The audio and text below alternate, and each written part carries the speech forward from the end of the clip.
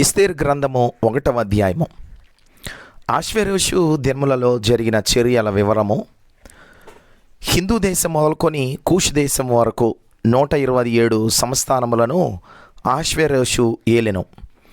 ఆ కాలమందు రాజైన ఆశ్వేరోషు షూషను కోటలో నుండి రాజ్య పరిపాలన చేయుచుండగా తన ఏలుబడి యందు మూడవ సంవత్సరమున తన అధిపతులందరికీ సేవకులకు విందు చేయించెను.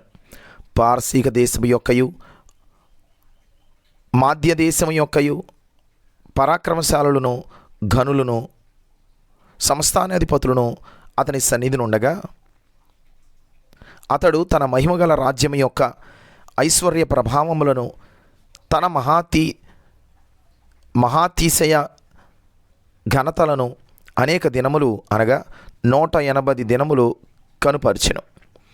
ఆ దినములు గడిచిన తర్వాత రాజు షూషను కోటలోనున్న అల్పులకేమి గనులకేమి జనులందరికీ రాజు కోటలోని తోట ఆవరణములో 7 దినములు విందు చేయించెను.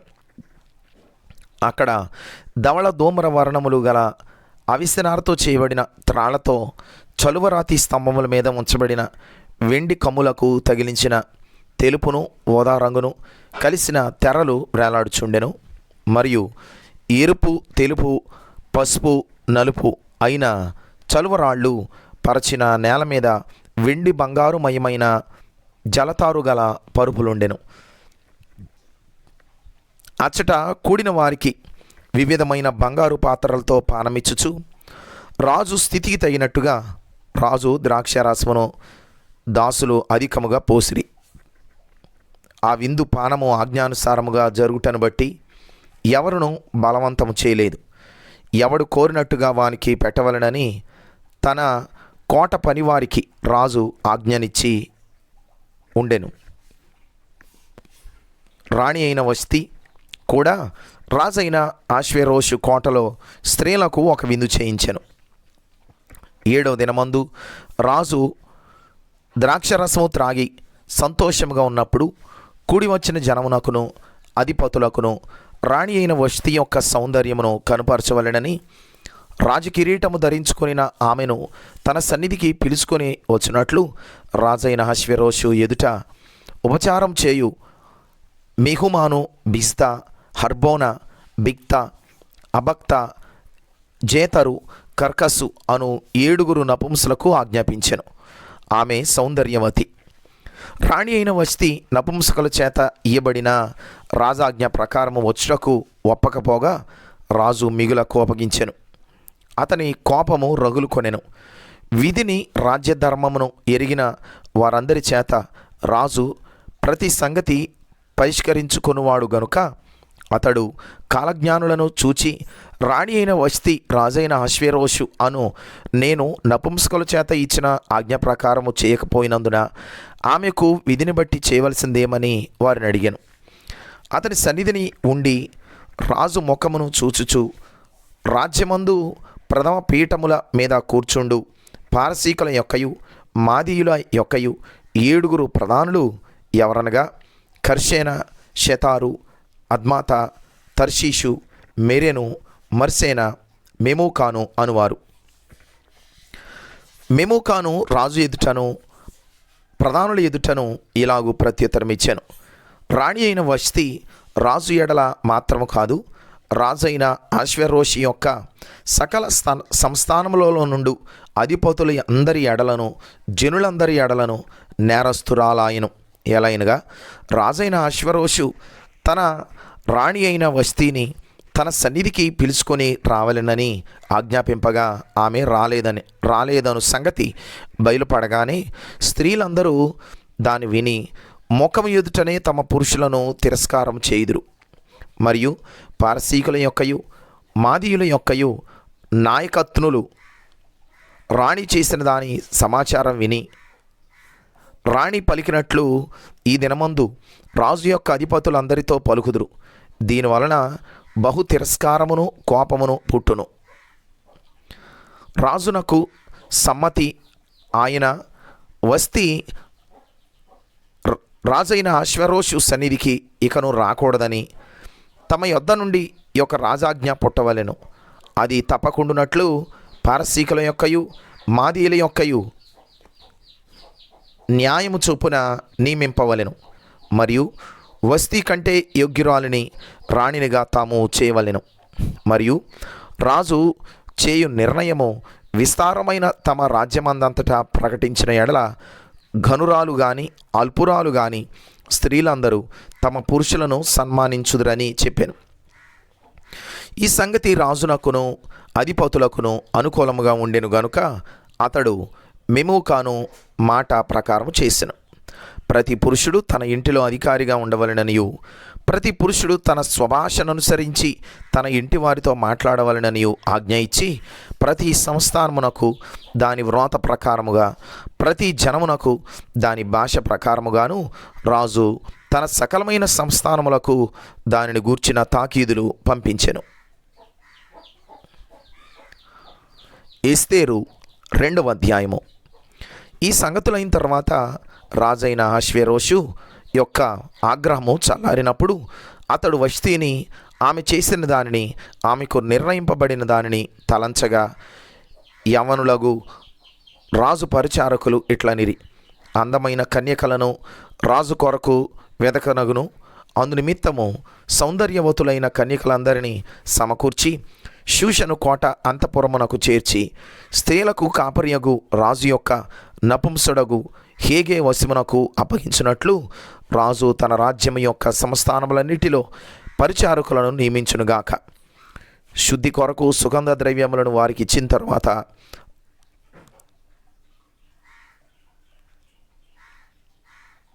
రాజు ఆ కన్యకలలో దేనియందు ఇష్టపడునో ఆమె వస్తీకి బదులుగా రాణియగును. ఈ మాట రాజునకు అనుకూలమాయను గనుక అతడు అలాగూ జరిగించెను. షూషను కోటలో బెన్యామీనీయుడగు కీషునకు పుట్టిన షిమీ కుమారుడగు యాయీరు వంశస్థుడైన మొర్దెకై అను ఒక యూదుడుండెను. బబులోను రాజైన నెబుకద్నెజరు యోధా రాజైన యెకొన్యాను పట్టుకొని పోయినప్పుడు ఇతడు యెకొన్యాతో కూడా యెరూషలేము నుండి చెరపట్టబడిన వారిలో ఒకడు.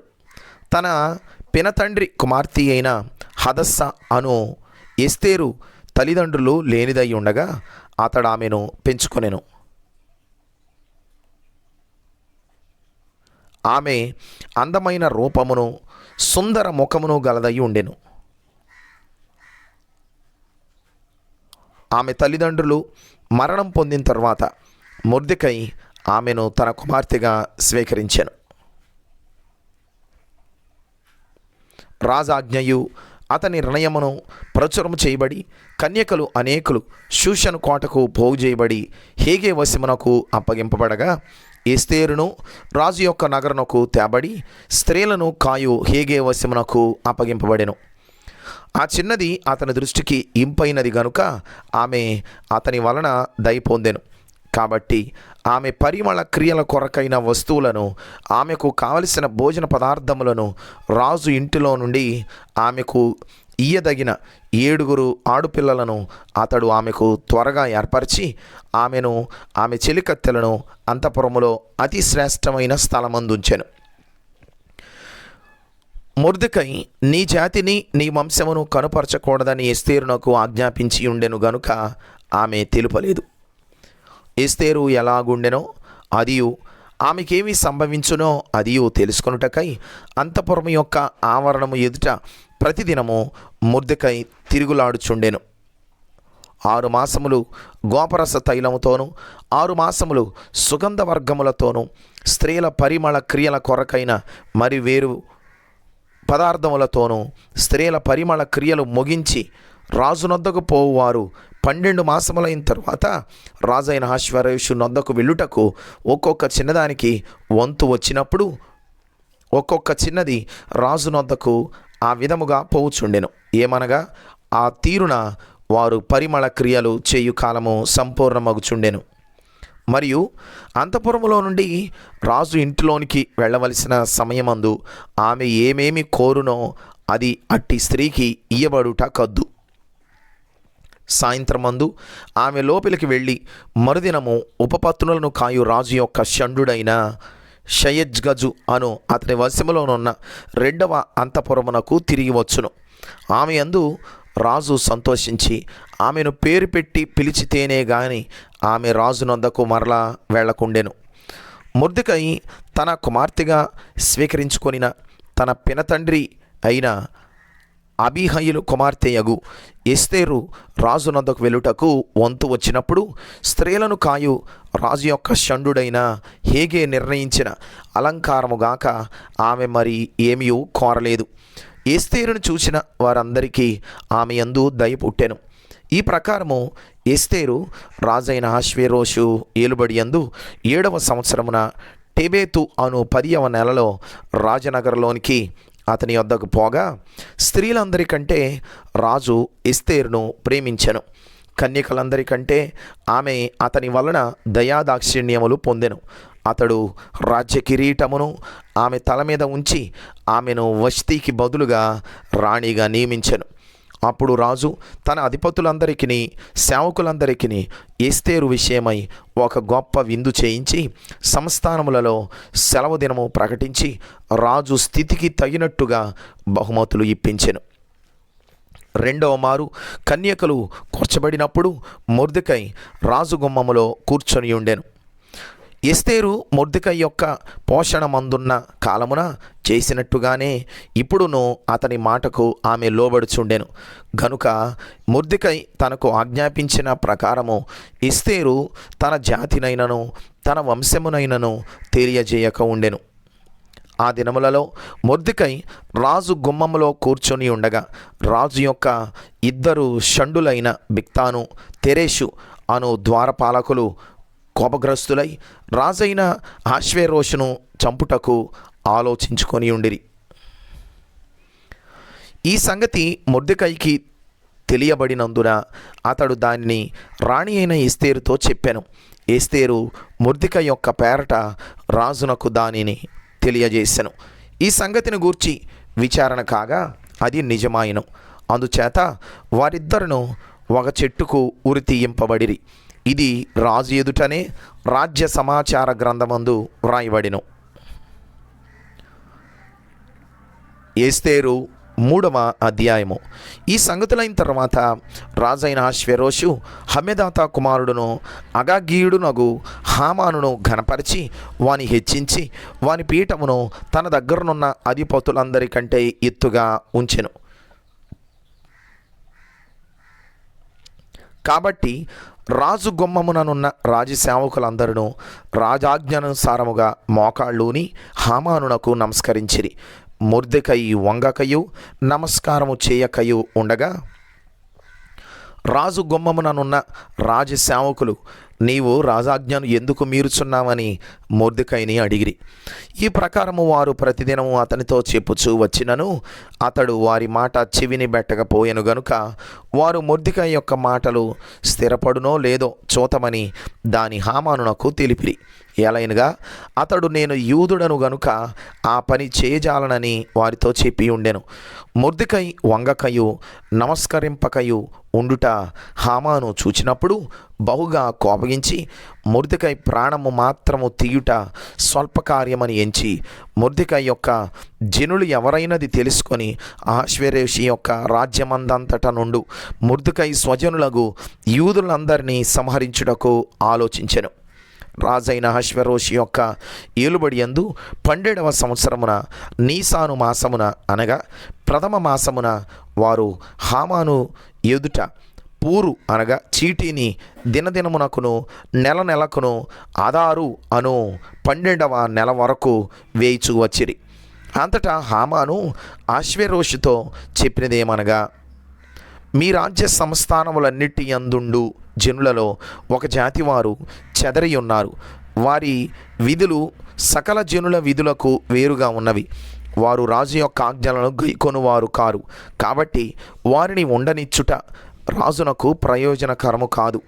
రాజునకు సమ్మతి అయితే వారు హతము చేయబడినట్లును నేను ఆ పని చేయువారికి 20,000 మణుగుల వెండిని రాజు యొక్క ఖజానాలో ఉంచుటకు తూచి అప్పగించున్నట్లును చట్టము పుట్టించుమనగా రాజు తన చేతి ఉంగరము తీసి దానిని హమెదాత కుమారుడైన అగాగీయుడగు హామానునకిచ్చి, ఆ వెండి నీకు ఇవ్వబడి ఉన్నది, నీ దృష్టికి ఏది అనుకూలమో అది ఆ జనులకు చేయునట్లుగా వారును నీకు అప్పగింపబడి ఉన్నారని రాజు సెలవిచ్చెను.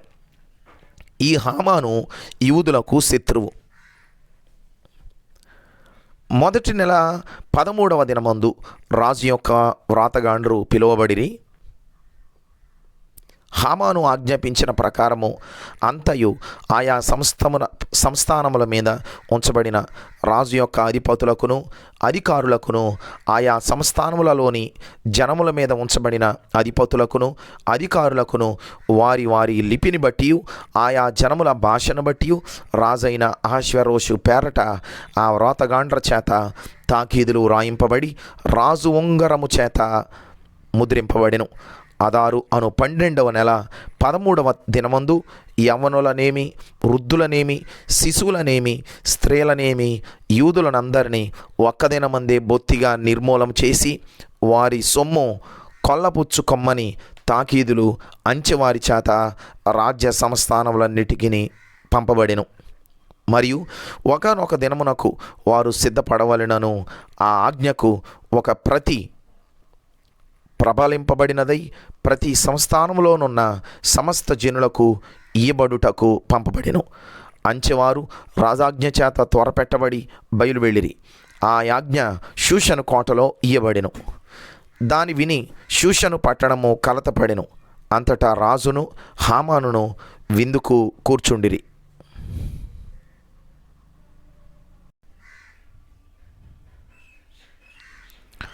ఎస్తేరు గ్రంథము 4వ అధ్యాయము. జరిగినంతయు తెలియగానే మొర్దెకై తన బట్టలు చింపుకొని గోనె పట్టలు వేసుకొని బూడిద పోసుకొని పట్టణము మధ్యకు బయలువెళ్ళి మహాశోకముతో రోదనము చేసి రాజు గుమ్మము ఎదుటికి వచ్చెను. గోనె కట్టుకొనిన వాడు రాజగుమ్మమున ప్రవేశింపకూడదన్న ఆజ్ఞ కలదు. రాజు యొక్క ఆజ్ఞయు శాసనమును ఏ సంస్థానమునకు వచ్చెనో అక్కడనున్న యూదులు ఉపవాసం ఉండి మహా దుఃఖములోను ఏడ్పులోను రోదనములోను మునిగిన వారైరి. అనేకులు గోనెను బూడిదను వేసుకొని పడి ఉండిరి. ఎస్తేరు యొక్క పనికత్తెలను ఆమె దగ్గరనున్న షండులను వచ్చి జరిగిన దానిని ఆమెకు తెలియజేయగా రాణి గొప్ప మనోవిచారము కలదై మొర్దెకై కట్టుకొని ఉన్న గోనె పట్టను తీసివేయమని ఆజ్ఞ ఇచ్చి కట్టించుకొనుటకై అతని యొద్దకు వస్త్రములు పంపెను. గాని అతడు వాటిని తీసుకొనలేదు. అప్పుడు ఎస్తేరు తన్ను కనిపెట్టి ఉండుటకు రాజు నియమించిన షండులలో హతాకు అను ఒకని పిలిచి, అది ఏమి అయినది ఎందుకైనది తెలుసుకొనుటకు మొర్దెకై యొద్దకు వెళ్ళుమని ఆజ్ఞనిచ్చెను. హతాకు రాజగుమ్మము ఎదుటనున్న పట్టణపు వీధిలో ఉండు మొర్దెకై యొద్దకు పోగా మొర్దెకై తనకు సంభవించినదంతయు యూదులను నాశనం చేయుటకు గాను హామాను వారిని బట్టి రాజు ఖజానాకు తూచి ఇచ్చేదనని చెప్పిన సొమ్ము మొత్తము ఇంత అని అతనికి తెలిపి వారిని సంహరించుటకై షూషనులో ఇయ్యబడిన ఆజ్ఞ ప్రతిని ఎస్తేరునకు చూసి తెలుపుమనియు ఆమె తన జనుల విషయమై రాజును వేడుకొని అతని సముఖమందు వినపము చేయుటకై అతని యొద్దకు పోవెలననియు చెప్పుమనియు దానిని అతనికి ఇచ్చెను. హతాకు వచ్చి మొర్దెకై యొక్క మాటలను ఎస్తేరుతో చెప్పాను.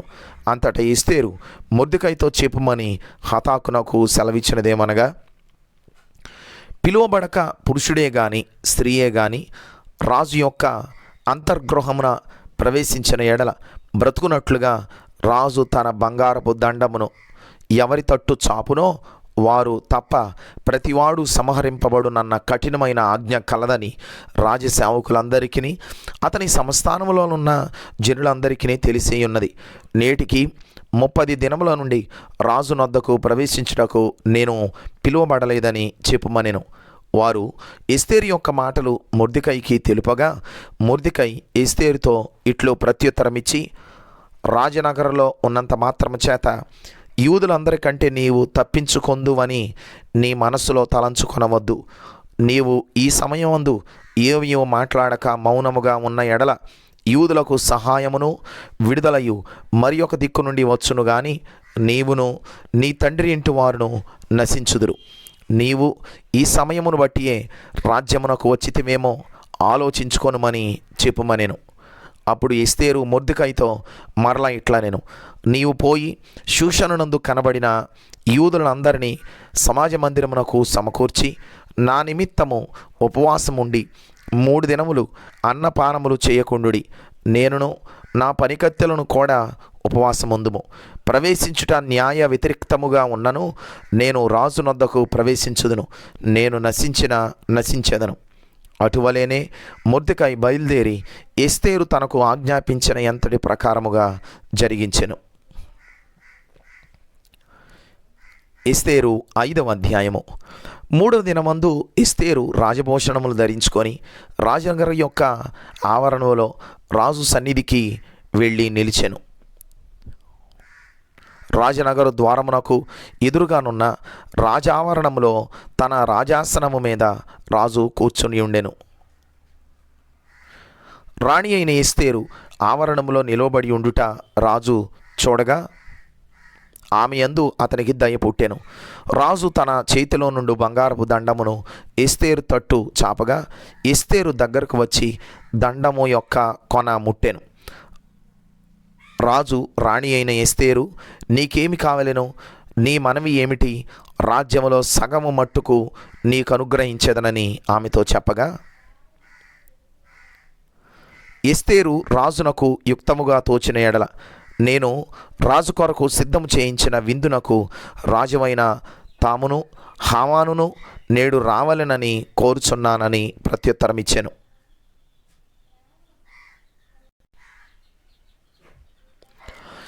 ఎస్తేరు మాట ప్రకారముగా జరుగునట్లు హామాను చేయవలెననియు త్వరపెట్టుమని రాజు సెలవీయగా రాజును హామానును ఎస్తేరు చేయించిన విందునకు వచ్చిరి. రాజు ద్రాక్షారసపు విందుకు కూర్చుండి ఎస్తేరును చూచి, నీ కోరిక ఏమిటి? అది నీకు అనుగ్రహింపబడును. నీ మనవి ఏమిటి? అది రాజ్యములో సగము మట్టుకైనను చేయబడునని చెప్పగా ఎస్తేరు ఇలాగు ప్రత్యుత్తరం ఇచ్చెను. రాజువైన తమ దృష్టికి నా ఎడల దయగలిగి నా మనవి చూపునను నా కోరిక చూపునను జరిగించుట రాజువైన తమకు అనుకూలమైతే రాజువైన తామును హామానును మీ నిమిత్తము నేను చెయ్యింపబోవు విందునకు రావలెను. రాజువైన తాము చెప్పినట్లు రేపటి దినమున నేను చేయుదును. ఇదే నా మనవియు నా కోరికయు అనెను. ఆ దినమందు హామాను సంతోషించి మనోల్లాసము గలవాడై బయలువెళ్ళి రాజగుమ్మమున నుండు మొర్దెకై తన్ను చూచియు అతడు లేచి నిలువకయు కదలకయు ఉన్నందున మొర్దెకై మీద బహుగా కోపగించెను. అయితే హామాను కోపము అణచుకొని తన ఇంటికి పోయి తన స్నేహితులను తన భార్య అయిన జెరెషును పిలిపించి తనకు కలిగిన గొప్ప ఐశ్వర్యమును గూర్చియు చాలామంది పిల్లలు తనకుండుటను గూర్చియు రాజు తన్ను ఘనపరిచి రాజు క్రింద నుండు అధిపతుల మీదను సేవకుల మీదను తన్ను ఎలాగున పెద్దగా చేసెనో దానిని గూర్చియు వారితో మాట్లాడెను. మరియు అతడు రాణి అయిన ఎస్తేరు తాను చేయించిన విందునకు రాజును నన్ను తప్ప మరి ఎవరిని పిలిపించలేదు. రేపటి దినమున కూడా రాజుతో కలిసి విందునకు రమ్మని నాకు సెలవైనదని తెలియజేశాను. అయితే యూదుడైన మొర్దెకై రాజు గుమ్మమున కూర్చొని ఉండుట నేను చూచినంత కాలము ఆ పదవి అంతటి వలన నాకు ప్రయోజనమేమీ లేదని అతడు చెప్పగా అతని భార్య అయిన జెరెషును అతని స్నేహితులందరూ 50 మూరల ఎత్తుగల ఒక ఉరికొయ్యి చేయించుము. దాని మీద మొర్దెకై ఉరి తీయింపబడినట్లు రేపు నీవు రాజుతో మనవి చేయుము. తరువాత నీవు సంతోషముగా రాజుతో కూడా విందునకు పోదువు అని అతనితో చెప్పిరి. ఈ సంగతి హామానునకు యుక్తముగా కనబడినందున అతడు ఉరికొయ్యి ఒకటి సిద్ధం చేయించెను. ఎస్తేరు గ్రంథము 6వ అధ్యాయము. ఆ రాత్రి నిద్ర పట్టకపోయినందున రాజ్యపు సమాచార గ్రంథము తెమ్మని రాజు ఆజ్ఞ ఇయ్యగా అది రాజు ఎదుట చదివి వినిపింపబడెను. ద్వారపాలకులైన బిక్తాను, తెరేషు అను రాజు యొక్క ఇద్దరు నపుంసకులు రాజైన అహష్వేరోషును చంప యత్నించిన సంగతి మొర్దెకై తెలిపినట్టు అందులో వ్రాయబడి ఉండెను.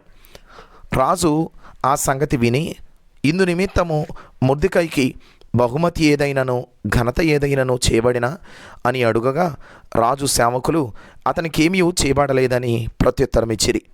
అప్పుడు ఆవరణములో ఎవరో ఉన్నారని రాజు చెప్పెను. అప్పటికి హామాను తాను చేయించిన ఉరి కొయ్య మీద మొర్దెకైని ఉరి తీయింప సెలవిమ్మని రాజుతో మనవి చేయుటకై రాజు నగరం యొక్క ఆవరణంలోనికి వచ్చి ఉండెను.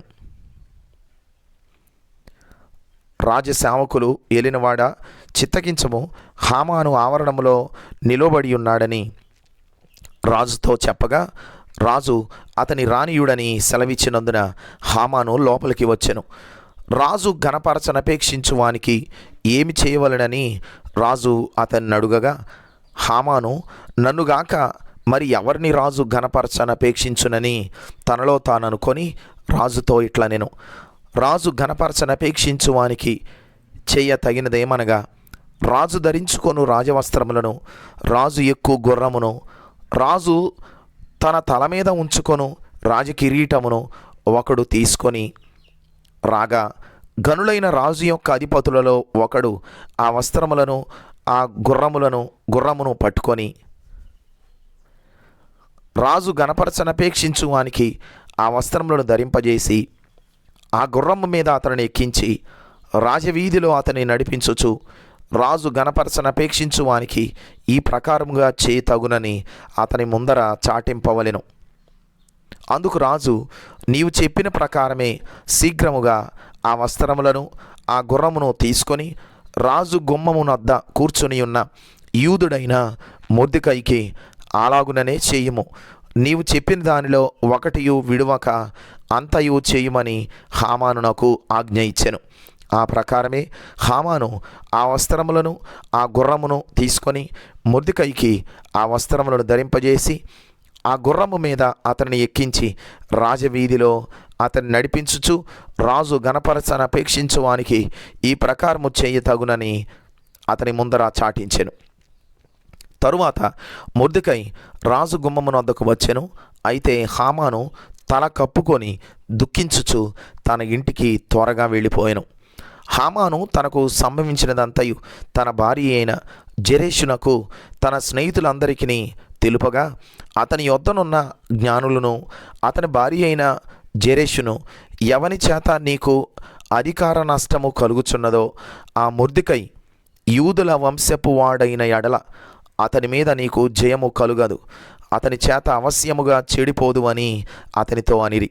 వారు ఇంకా మాట్లాడుచుండగా రాజు యొక్క నపుంసకులు వచ్చి ఎస్తేరు చేయించిన విందునకు రమ్మని హామానును త్వరపెట్టిరి.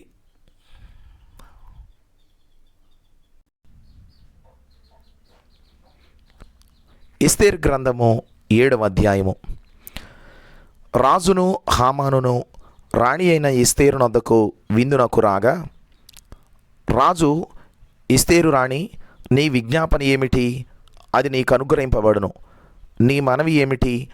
రాజ్యములో సగము మట్టుకైనను నీకు అనుగ్రహించదనని రెండవ నాడు ద్రాక్షారసపు విందులో ఎస్తేరుతో అనెను. అప్పుడు రాణి అయిన ఎస్తేరు ఇలాగూ ప్రత్యుత్తరమిచ్చెను, రాజా, నీ దృష్టికి నేను దయ పొందిన దాననైన ఎడల రాజువైన తమకు సమ్మతి అయితే నా విజ్ఞాపన బట్టి నా ప్రాణమును, నా మనవిని బట్టి నా జనులను నాకు అనుగ్రహింపబడుదురుగాక. సంహరింపబడుటకును హతము చేయబడి నశించుటకును నేనును నా జనులను కూడా అమ్మబడిన వారము. మేము దాసులముగాను దాసురాండ్రముగాను అమ్మబడిన ఎడల నేను మౌనముగా ఉందును. ఎలైనగా మా విరోధిని తప్పించుకొనుటకై మేము రాజువగు తమరిని శ్రమపరుచ యుక్తము కాదు. అందుకు రాజైన అహష్వేరోషు ఈ కార్యము చేయుటకు తన మనస్సు దృఢపరచుకున్న వాడెవడు, వాడేడి అని రాణియగు ఎస్తేరును అడుగగా, ఎస్తేరు, మా విరోధియగు ఆ పగవాడు దుష్టుడైన ఈ హామానే అనెను. అంతటా హామాను రాజు ఎదుటను రాణి ఎదుటను భయాక్రాంతుడాయెను. రాజు ఆగ్రహముంది ద్రాక్షరసపు విందును విడిచి నగరు వనమునకు పోయెను. అయితే రాజు తనకు ఏదో హాని చేయ ఉద్దేశించనని హామాను తెలుసుకొని రాణి అయిన ఎస్తేరు ఎదుట తన ప్రాణము కొరకు విన్నపము చేయుటకై నిలిచెను. నగరు వనములో నుండి ద్రాక్షరసపు విందు స్థలమునకు రాజు తిరిగి రాగా ఎస్తేరు కూర్చుండి ఉన్న శయ్య మీద హామాను బడియుండుట చూచి, వీడు ఇంటిలో నా సముఖం ఎదుటనే రాణిని బలవంతము చేయునా అని చెప్పాను. ఆ మాట రాజు నోట రాగానే బంటులు హామాను ముఖమునకు ముసుగు వేసిరి.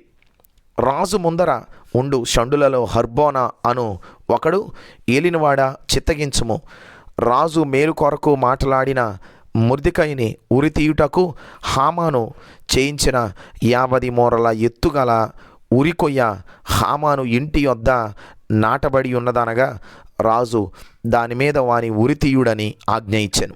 కాగా హామాను మొర్దెకైకి సిద్ధము చేసిన ఉరి కొయ్య మీద వారు అతనినే ఉరి తీసిరి. అప్పుడు రాజు యొక్క ఆగ్రహము చల్లారెను. ఎస్తేరు 8వ అధ్యాయము. ఆ దినమున రాజైన అహష్వేరోషు యూదులకు శత్రువుడైన హామాను ఇంటిని రాణి అయిన ఎస్తేరునకిచ్చెను.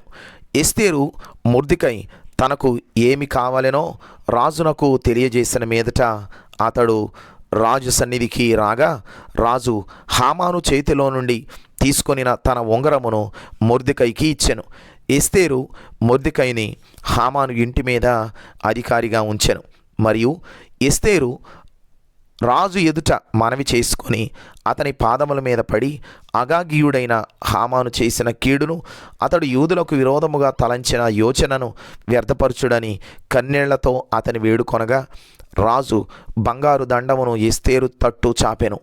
ఎస్తేరు లేచి రాజు ఎదుట నిలిచి, రాజువైన తమకు సమ్మతి అయిన ఎడలను తమ దృష్టికి నేను దయ పొందిన దాననై రాజువైన తమ ఎదుట ఈ సంగతి యుక్తముగా తోచిన ఎడలను తమ దృష్టికి నేను ఇంపైన దాననైన ఎడలను రాజువైన తమ సకల సంస్థానములలో ఉండు యూదులను నాశనము చేయవలెనని హమ్మెదాతా కుమారుడైన అగాగీయుడగు హామాను వ్రాయించిన తాకీదుల చొప్పున జరగకుండునట్లు వాటిని రద్దు చేయుటకు ఆజ్ఞేయుడి. నా జనుల మీదికి రాబోవు కీడును, నా వంశం యొక్క నాశనమును చూచి నేను ఎలాగూ సహింపగలనని మనవి చేయగా రాజైన అహష్వేరోషు రాణి అయిన ఎస్తేరునకును యూదుడైన మొర్దెకైకిని ఇలాగూ సెలవిచ్చెను. హామాను ఇంటిని ఎస్తేరునకిచ్చి ఉన్నాను. అతడు యూదులను హతం చేయుటకు ప్రయత్నించినందున అతడు ఉరి కొయ్య మీద ఉరి తీయబడెను. అయితే రాజు పేరట వ్రాయబడి రాజు ఉంగరముతో ముద్రింపబడిన తాకీదును ఏ మానవుడును మార్చజాలడు. కాగా మీకిష్టమైనట్లు మీరు రాజునైన నా పేరట యూదుల పక్షమున తాకీదు వ్రాయించి రాజు ఉంగరముతో దాని ముద్రించుడి. సీవాను అను 3వ నెలలో 23వ దినమందు రాజు యొక్క వ్రాతగాండ్రు పిలువబడిరి. మొర్దెకై ఆజ్ఞాపించిన ప్రకారమంతయు యూదులకును హిందూ దేశము మొదలుకొని కూషు దేశము వరకు వ్యాపించి ఉన్న 127 సంస్థానములలోనున్న అధిపతులకును అధికారులకును ఆయా సంస్థానములకును దాని వ్రాతను బట్టి దాని భాషను బట్టి తాకీదులు రాయబడెను. రాజైన అహష్వేరోషు పేరట తాకీదులు మొర్దెకై వ్రాయించి రాజు ఉంగరముతో ముద్రించి గుర్రముల మీద అనగా రాజనగరు పనికి పెంచబడిన బీజాస్వముల మీద అంచెగాండ్లను ఎక్కించి ఆ తాకీదులను వారి చేత పంపెను. రాజైన అహష్వేరోషు యొక్క సంస్థానములన్నిటిలో ఒక్క దినమందే అనగా అదారు అను 12వ నెల 13వ దినమందే ప్రతి పట్టణమునందుండు యూదులు కూడుకొని తమ ప్రాణములు కాపాడుకొనుటకు ఆయా ప్రదేశములలో నుండి తమకు విరోధులకు జనుల సైనికులందరినీ శిశువులను స్త్రీలను కూడా సంహరించి హతము చేసి నిర్మూలపరచి వారి వస్తువులను కొల్లపెట్టుటకు రాజు యూదులకు సెలవిచ్చినని దాని యందు రాయబడెను. మరియు ఈ తాకీదుకు ప్రతులు రాయించి ఆయా సంస్థానములలోని జనులకందరికీ పంపించవలెననియు, యూదులు తమ శత్రువుల మీద పగ తీర్చుకొనుటకు ఒకానొక దినమందు సిద్ధముగా ఉండవలెననియు ఆజ్ఞ ఇయ్యబడెను. రాజనగరు పనికి పెంచబడిన బీజాస్వముల మీద నెక్కిన అంచెగాండ్రు రాజు మాట వలన ప్రేరేపింపబడి అతివేగముగా బయలుదేరిరి. ఆ తాకీదు షూషను కోటలో ఇయ్యబడెను. అప్పుడు మొర్దెకై ఊదా వర్ణమును తెలుపు వర్ణమును గల రాజవస్త్రమును బంగారపు పెద్ద కిరీటమును అవిసనారతో చేయబడిన ధూమ్ర వర్ణము గల వస్త్రములను ధరించుకొనిన వాడై రాజసముఖము నుండి బయలుదేరెను. అందు నిమిత్తము షూషను పట్టణము ఆనందించి సంతోషముందెను. మరియు యూదులకు క్షేమమును ఆనందమును సంతుష్టియు ఘనతయు కలిగెను. రాజు చేసిన తీర్మానమును అతని చట్టమును వచ్చిన ప్రతి సంస్థానమందును ప్రతి పట్టణమందును యూదులకు ఆనందమును సంతోషమును కలిగెను. అది శుభదినమని విందు చేసుకొనిరి. మరియు దేశజనులలో యూదుల ఎడల భయము కలిగెను గనుక అనేకులు యూదుల మతము అవలంబించిరి.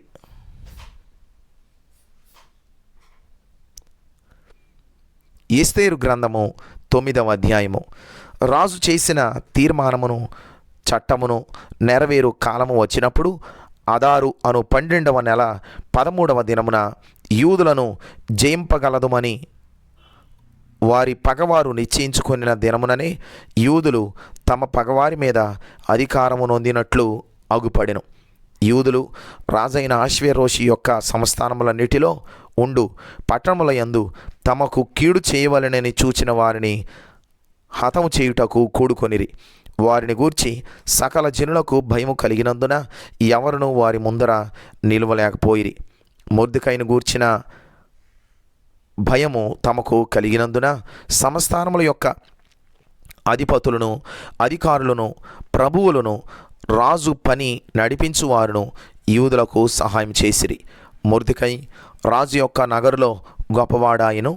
ఈ మొర్దెకై అనువాడు అంతకంతకు గొప్పవాడగుట చేత అతని కీర్తి సంస్థానములన్నిటి యందు వ్యాపించెను. యూదులు తమ శత్రువులందరినీ కత్తివాత హతము చేసి వారిని నాశనము చేసి మనస్సు తీర తమ విరోధులకు చేసిరి. షూషను కోటయందు యూదులు 500 మందిని చంపి నాశనము చేసిరి. హమేదాత కుమారుడై యూదులకు శత్రువగు హామాను యొక్క 10 మంది కుమారులైన పర్షందాత, దల్పోను, అస్పాత, పోరాత, అదల్య, అరీదాత, పర్మష్త, అరీసై, అరీదై, వైజాత అను వారిని చంపిరి. అయితే కొల్ల సొమ్ము వారు పట్టుకొనలేదు. ఆ దినమున షూషను కోటయందు చంపబడిన వారి లెక్క రాజునకు తెలియజెప్పగా రాజు రాణి అయిన ఎస్తేరుతో, యూదులు షూషను కోటయందు 500 మందిని హామాను యొక్క 10 మంది కుమారులను బొత్తిగా నాశనం చేసి ఉన్నారు. రాజు యొక్క కొదువ సంస్థానములలో వారు ఏమి చేసి ఉందిరో ఇప్పుడు నీ మనవి ఏమిటి? అది నీకు అనుగ్రహింపబడును. నీవు ఇంకను అడుగునదేమి? అది దయచేయబడునని సెలవీయగా ఎస్తేరు రాజువైన తమకు సమ్మతమైన ఎడల ఈ దినము జరిగిన చొప్పున షూషను నందున్న యూదులు రేపును చేయనట్లుగాను హామాను యొక్క 10 మంది కుమారులు ఉరికొయ్య మీద ఉరితీయింపబడినట్లుగాను సెలవీయుడనెను. అలాగు చేయవచ్చునని రాజు సెలవిచ్చెను. షూషనులో ఆజ్ఞ ప్రకటింపబడెను. హామాను యొక్క 10 మంది కుమారులు ఉరి తీయింపబడిరి. షూషను నందున్న యూదులు అదారు మాసమున 14వ దినమందు కూడుకొని షూషను నందు 300 మందిని చంపివేసిరి. అయితే వారు కొల్ల సొమ్ము పట్టుకొనలేదు.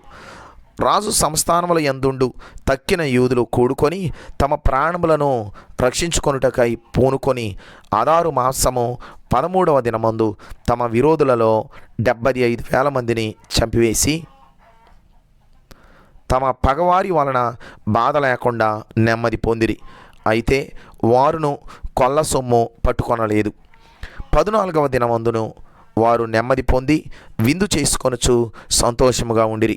షూషను నందున్న యూదులు ఆ మాసమందు 13వ దినమందును 14వ దినమందును కూడుకొని 15వ దినమందు నెమ్మది పొంది విందు చేసుకొనుచు సంతోషంగా ఉండిరి.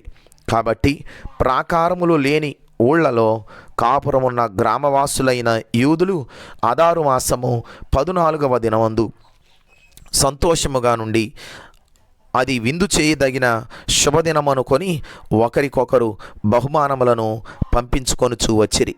మొర్దెకై ఈ సంగతులను గూర్చి రాజైన ఆశ్వేరోషు యొక్క సంస్థానములన్నిటికీ సమీపముననేమి దూరముననేమి నివసించి ఉన్న యూదులకు అందరికీ పత్రికలను పంపి, యూదులు తమ పగవారి చేత బాధపడక నెమ్మది పొందిన దినములనియు వారి దుఃఖము పోయి సంతోషము వచ్చిన నెల అనియు వారు మూలుగుట మానిన శుభదినమనియు ప్రతి సంవత్సరము అదారు నెల యొక్క 14వ దినమును 15వ దినమును వారు ఆచరించుకొనుచు విందు చేర్చుకొనుచు సంతోషముగా నుండి ఒకరికొకరు బహుమానములను దరిద్రులకు కానుకలను పంపతగిన దినములనియు వారికి స్థిరపరచెను. అప్పుడు యూదులు తాము ఆరంభించిన దానిని మొర్దెకై తమకు వ్రాసిన ప్రకారముగా నెరవేర్చుదుమని ఒప్పుకొనిరి.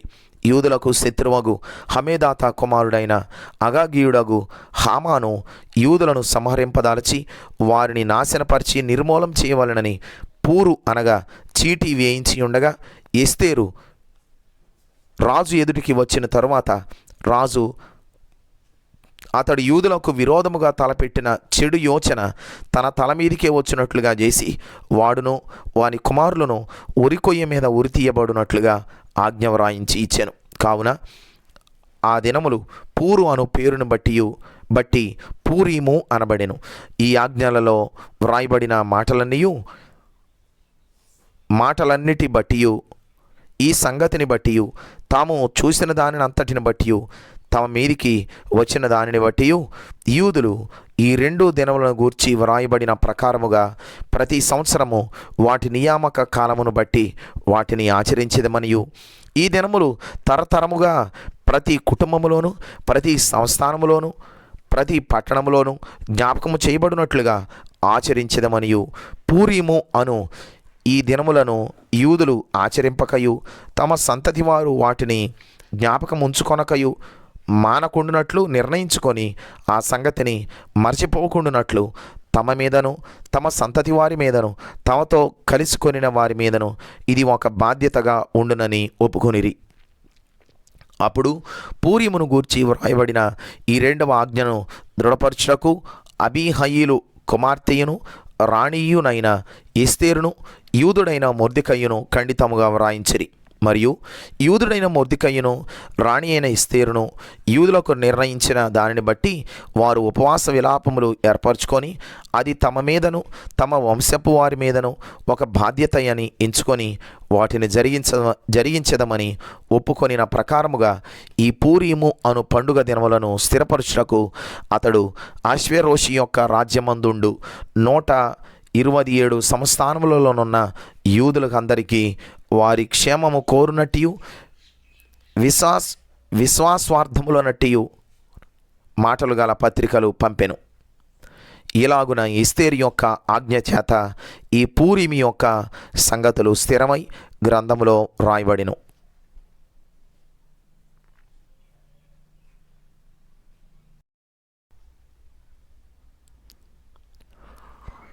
ఎస్తేరు గ్రంథము 10వ అధ్యాయము. రాజైన అశ్వేరోషు రాజ్యమును సముద్ర ద్వీపములను పన్ను చెల్లింప నిర్ణయించెను. మొర్దెకై యొక్క బలమును గూర్చియు అతడు సామర్థ్యము చేత చేసిన కార్యములన్నిటిని గూర్చియు రాజు అతనిని ఘనపరిచిన సంగతిని గూర్చియు మాదీయుల యొక్కయు పారసీకుల యొక్కయు రాజ్య సమాచార గ్రంథమందు రాయబడి ఉన్నది. యూదుడైన మొర్దెకై రాజైన అహష్వేరోషునకు ప్రధానమంత్రిగా నుండి తన వారందరితో సమాధానముగా మాట్లాడుచు తన జనుల యొక్క క్షేమమును విచారించువాడును యూదులలో గొప్పవాడునై తన దేశస్థులలో చాలామందికి ఇష్టడుగా ఉండెను.